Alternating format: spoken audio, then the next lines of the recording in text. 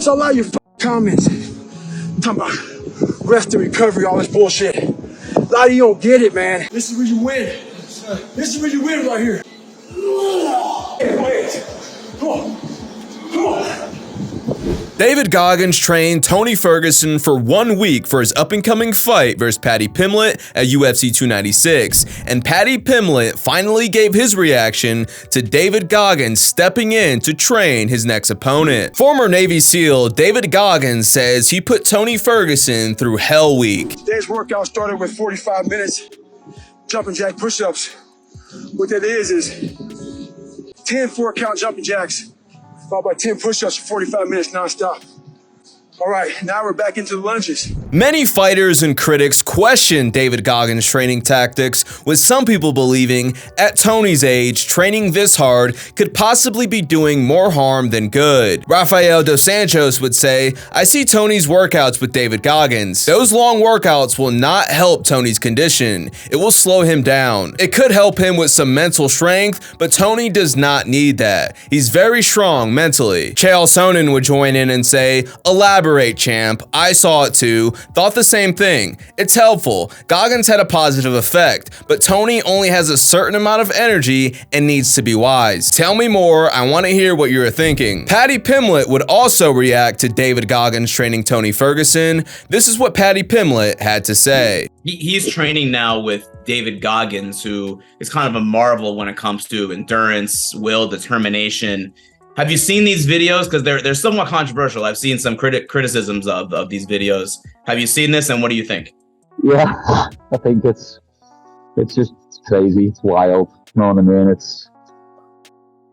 That's like what people used to do in 1998 when we was on like UFC 41. You know what I mean? Like that's just completely irrelevant nowadays. Training like that, like you can tell by the look on Tony's face that it's hurting him, you know what I mean? I think he's going to be overtrained coming into this fight, and it's going to be even easier for me to finish him because he's been doing this whole week with Goggins. Do you see any way how that could help him? I mean, he's already kind of known for mental toughness.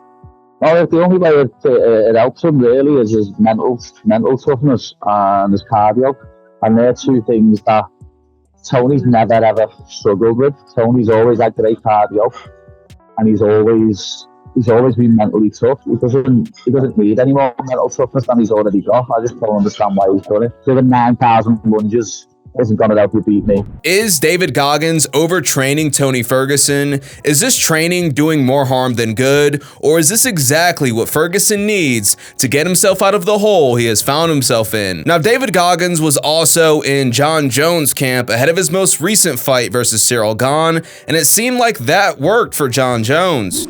I want to outwork their hands. I want to outwork my fucking destiny. I want God to be like, I did not even see this. I didn't know you, and I see all.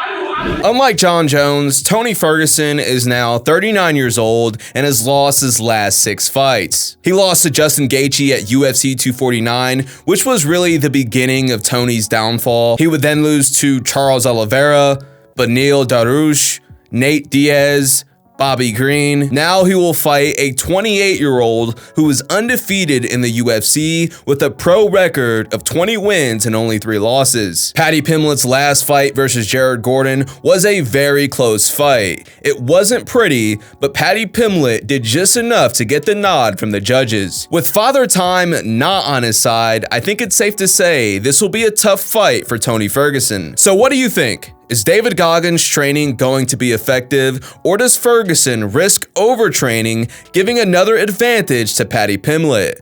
Leave your thoughts in the comment section down below. And guys, if you enjoyed this video, YouTube thinks you'll enjoy this video next.